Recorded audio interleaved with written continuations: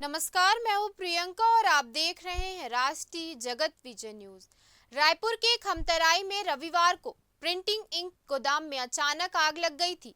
आग इतनी तेज थी कि धुएं का काला गुबार आसमान में दिख रहा था।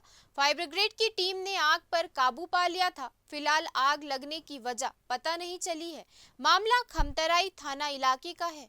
बताया जा रहा है कि आग लगने की घटना करीब 3:15 बजे के आसपास की है।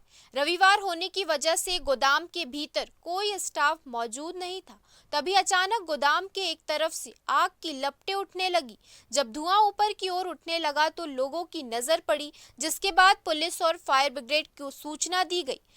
फायर ब्रिगेड की 2 गाड़ियों ने फोम डालकर आग पर काबू पाया। बताया जा रहा है कि ये प्रिंटिंग इंक का गोदाम था, जहां थिनर और केमिकल जैसे ज्वलनशील पदार्थ भी रखे हुए थे।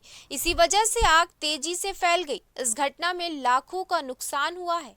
आशंका जताई जा रही है कि आग शॉर्ट सर्किट की वजह से लगी थी। फिलहाल खमतराई पुलिस जांच में जुट गई है। फिलहाल इस खबर में इतना ही। देश प्रदेश की खबरों से अपडेटेड रहने के लिए हमारे चैनल को सब्सक्राइब करें और नए खबरों के नोटिफिकेशन के लिए बेल आइकॉन जरूर दबाएं। नमस्कार।